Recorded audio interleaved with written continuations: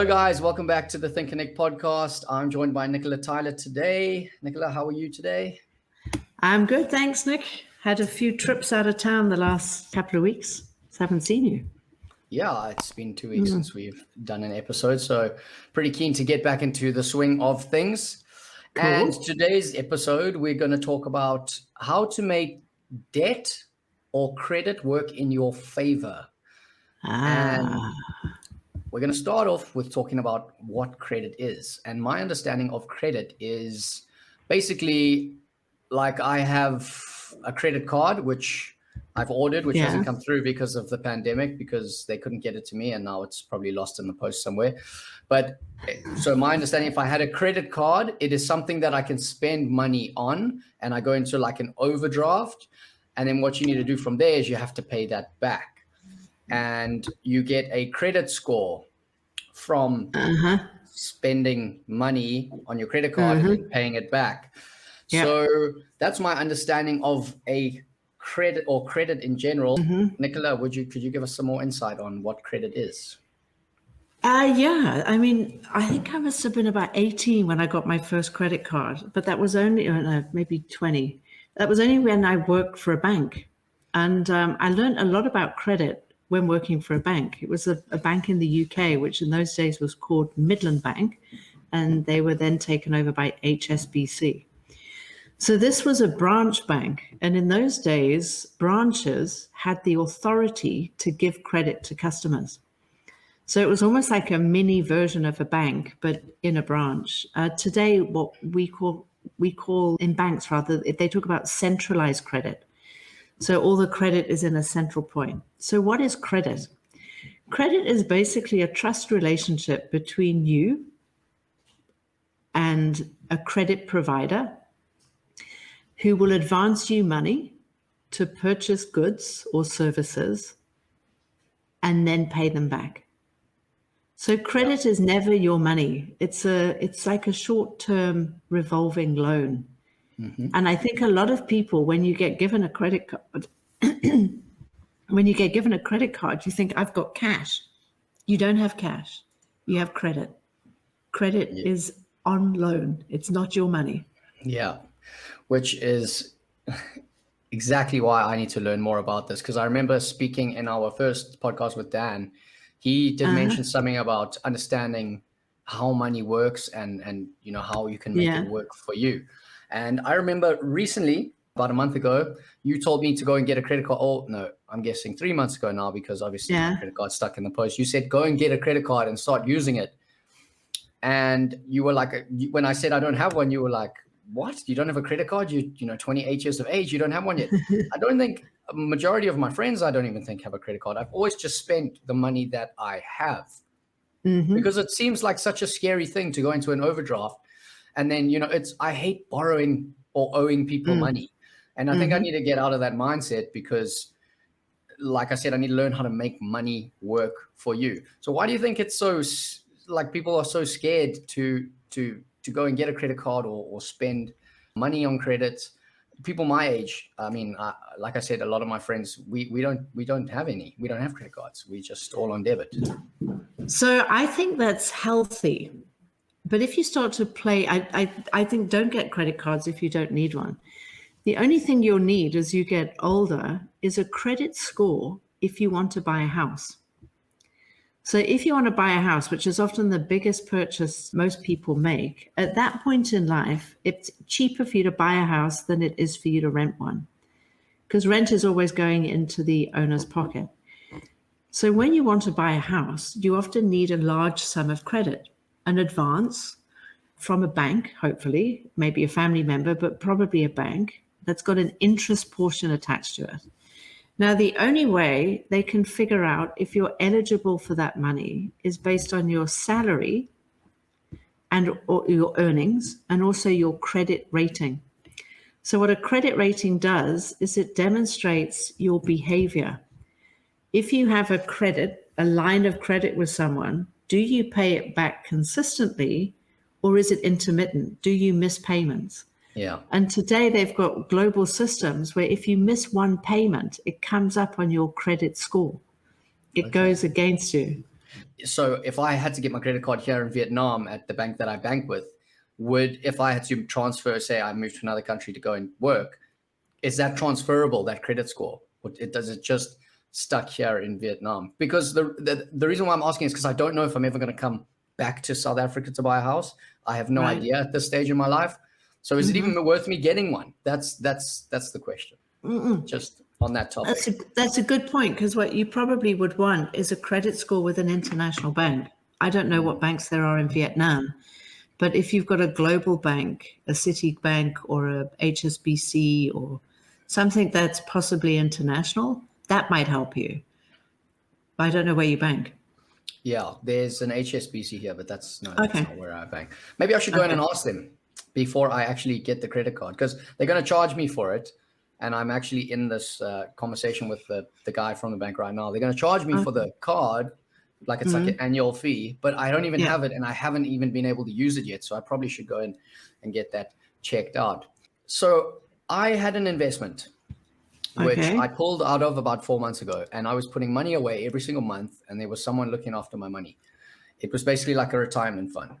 And the reason why I did it was just because I was like, I've got this extra money. If it's in my bank, I want to do something with it. I want to invest. I want to invest because, if we all told that investing is the right thing to do, but it's only if you know how to do it. And I don't know how to do it. So it's getting someone else to do it for me. And it was becoming a bit of a problem with the Vietnamese banks and transferring the money over to the UK where the, retirement plan was. And I was doing a bit of research after I had invested in it. I should have done this before. Big lesson. But basically, I realized that this is not really what I want to go into. And I was advised by that person to, when I was struggling to get the money across, he was like, just use your credit card.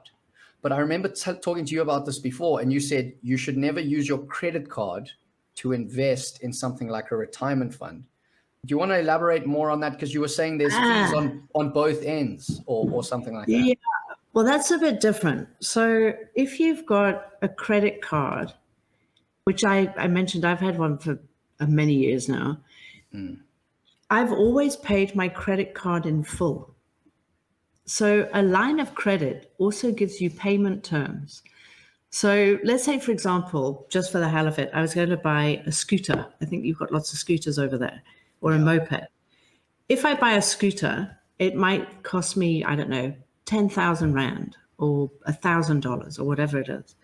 But maybe I don't have that much money in my bank, but in buying the scooter, I can save money on getting to work every day. So the money I save for work, I can then use to pay off my scooter. So then you can use your credit card effectively if it's got some of them have got payment terms attached to them, and you can pay that scooter off over a few months. But you must never forget that the credit card is the most expensive form of credit you can obtain. Extremely high interest. Yeah. But there is no transaction fee to you. You don't get charged on a credit card for every transaction. Now, in some banks, in many banks, and it's all changing and has done over the years, every time you transacted, you were charged a fee. So, but there's no transaction fee for you on a credit card. So when you choose a credit card, we've got credit cards in our business, and that credit card has got a monthly fee, not an annual fee. But it also provides you with a few more privileges, like we can get into airport lounges and flying a lot. That sort of becomes a great convenience. So the fee is worth it to us because we travel. But if you're an individual, there's usually an annual credit card fee. So that's really your cost of capital. So what comes with a credit card is a level of convenience, and the cost of capital is the amount of money you're paying to have access to that credit. So if that money is sitting in your bank for 30 days, because you're using your credit card to buy your groceries, fill up your scooter, go to a movie, etc., and you pay for everything on your credit card, all you've got to know is if you've got that money in a savings account over time, will that cover more than your annual fee and interest? Chances are with an ordinary credit card, it would. Now, credit card companies don't make money out of people that operate like that. They make money out of the people that loan the money. And there might be a day when you do want to loan the money, but never forget your credit card interest is one of the highest interests you'll ever pay. You're much better off getting what's called a personal loan at a bank. Okay. And if you had to take this conversation into like a business sense, so one thing that comes to mind, and I don't know if I'm right or wrong here, would be cash flow.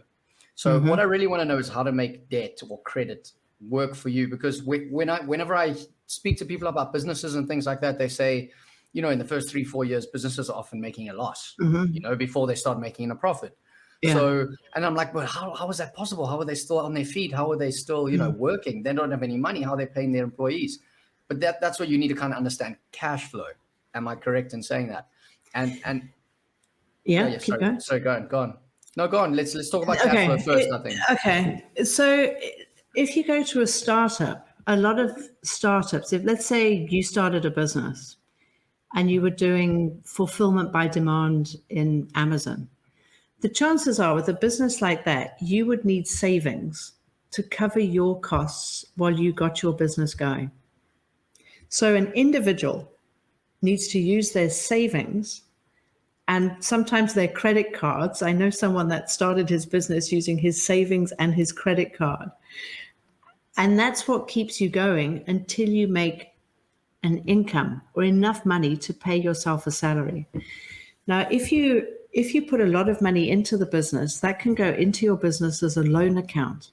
That means your savings become a loan to the business, and you can actually legally pay yourself interest on that loan.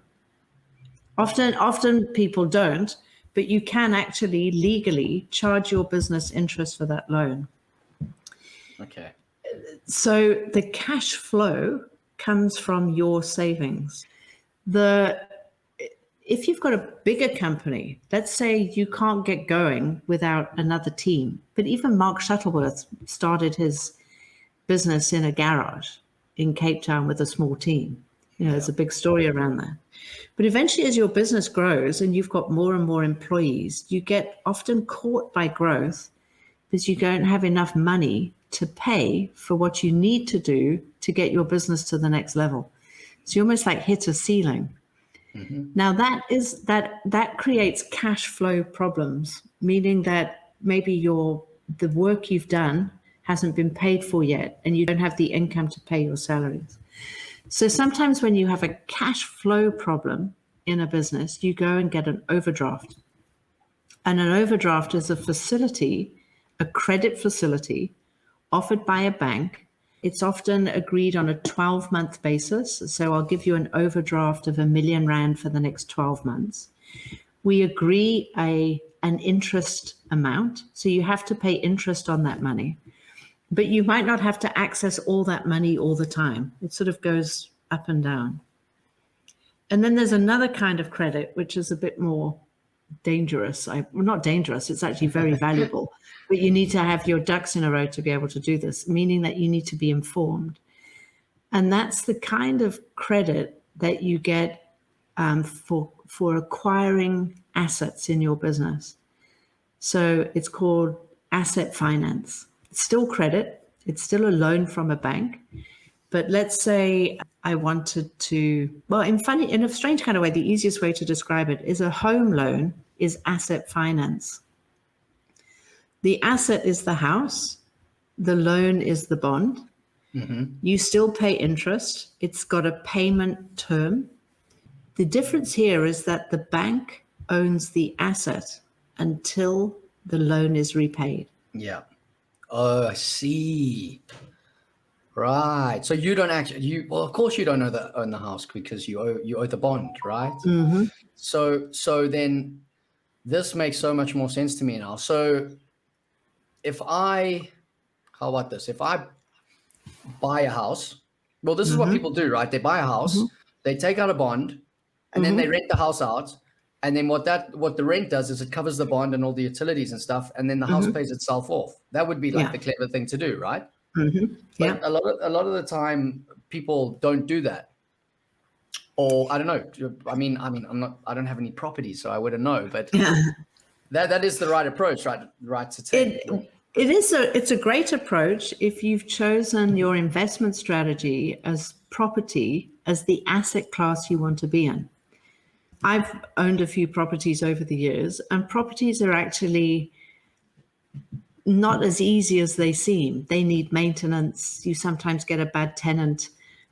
There's a lot of boxes to tick. You've got to make sure all those bills are paid so your tenant can occupy the building. It's nice if you've got a good asset and you've got a long-term corporate tenant and they pay their bills regularly. Some tenants don't. Some tenants are late. Some tenants don't pay at all. So it's a complicated arrangement, but it's not a bad thing to do. It's not a bad thing to do. And in fact, there's a lot of great companies, and today you can find them on Facebook, communities, actually tribes, where they will help you with property investment. There's even now great sort of there's listed funds. Some of the listed funds have struggled with COVID, but there's sort of new businesses where an investment structures where you can own property without having to own the property. So you basically own a portion, a piece of an investment into like a timeshare type thing. That timeshare is different, but let's say I own a fund, and my fund owns a whole bunch of properties. Okay. 10 office blocks in a city. Yeah. And I have a company that's responsible for renting all these out. I can invest in that fund. You can invest in my property fund, just like you're putting money into retirement or a unit trust or a share. I see. Okay. So those exist, and there's some quite clever ones out there today. So you can still invest in property without having to own the property.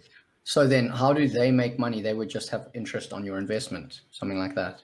Well, they would make money in two ways. They would make money from the rental returns on their properties. Yep.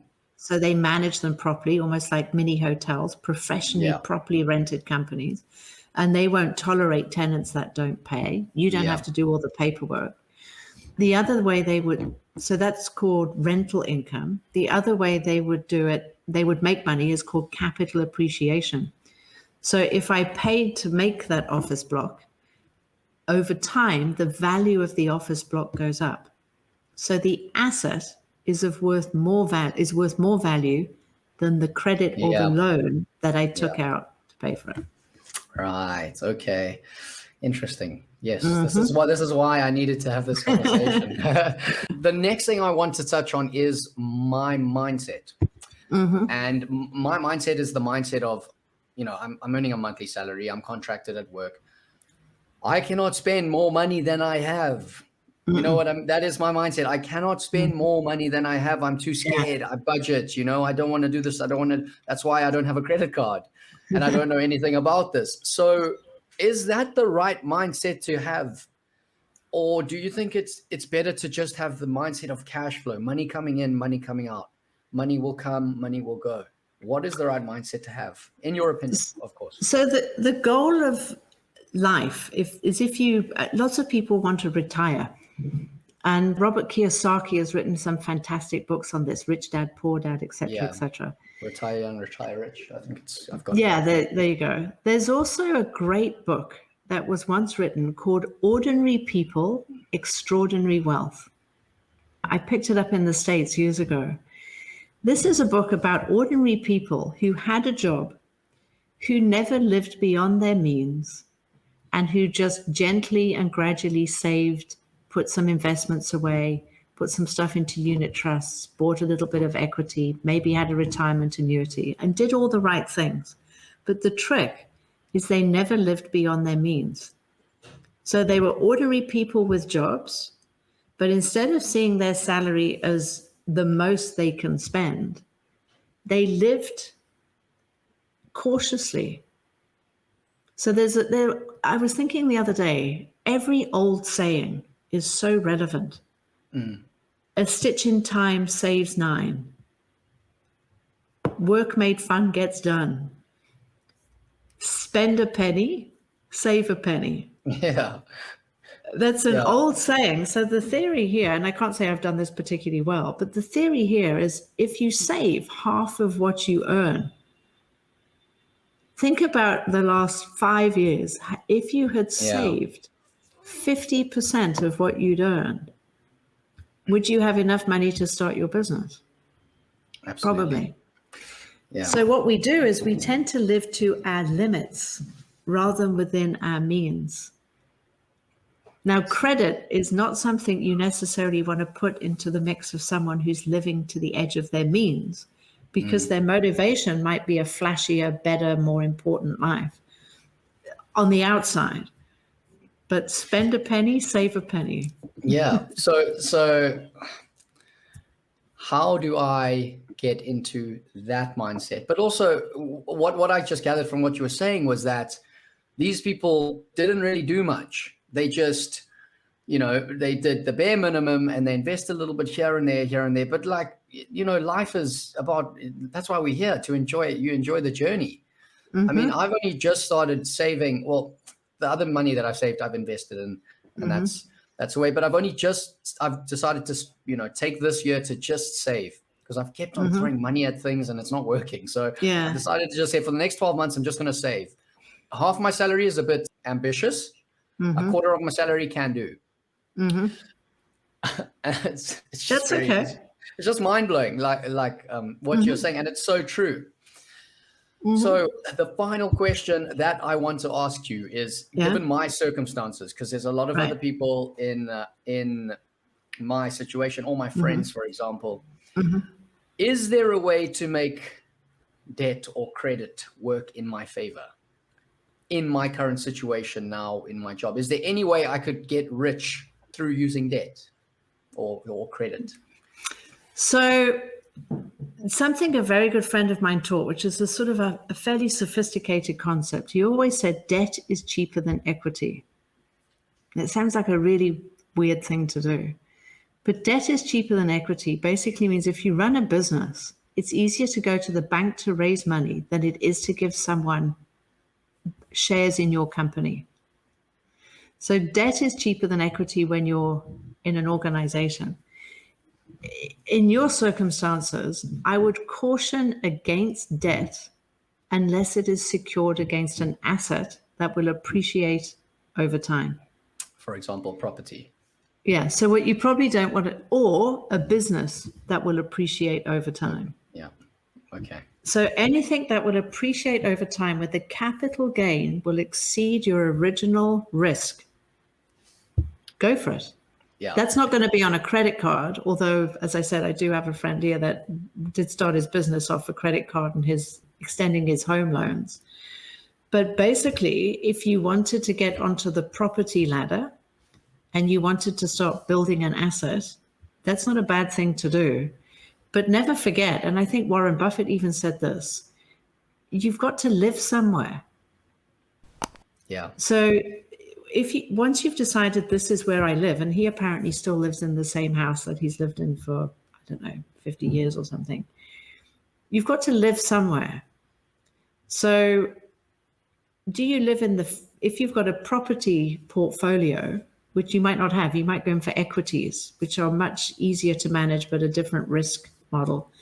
If you've got properties, do you want to live in the fanciest one? Or do you want to live in the more modest one and own a fancy one that someone else is paying money to cover the cost for?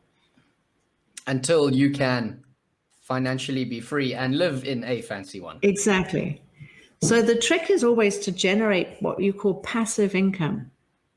And in an ideal world, your passive income must exceed your lifestyle standards and requirements. Okay. So if you want to fly around the world first class and have a yacht in the south of France and eat caviar every day, you've got a fairly high cost of living. Stands to reason, right? Yeah. So that means your passive income, the income coming from your assets, must be greater than the money you're spending. But the fundamentals still apply. Right down to, there's a lot of people with poverty in the world. So let's not just talk about South Africa, in the world.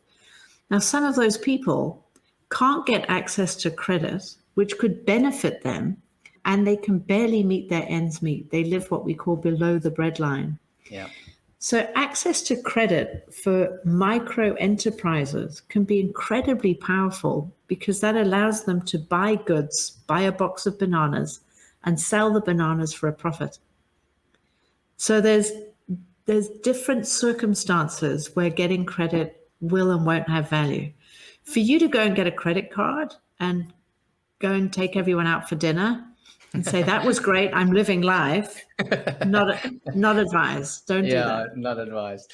I was just thinking more in the lines of just getting my credit score up and going, which is why I asked you about if I could transfer that. But that's a conversation I'd have to have with my bank. Yeah. Yeah. Sure. So, yes. Nicola, I'm very glad we had this conversation. It's been very insightful. I'm going to take a lot away from this. I don't even know if I'm going to get my credit card anymore after all. It's probably worth it, but take it as I'm using my bank account and pay it in full. Yeah, well, that was the plan. That was exactly the plan. And I would still have, my salary would still exceed what I would spend, and the rest would just be savings. But I just wanted to get the credit score up for the future. But I've taken heaps from this. I hope the listeners do the same thing. Anyone, wanting to learn about credit and debt who might be in the same situation as me. So Nicola, thank you very much again for coming on the show. Nick. That was a fantastic conversation, and we will see you again next weekend. Cool. Cheers, guys. Cheers, guys.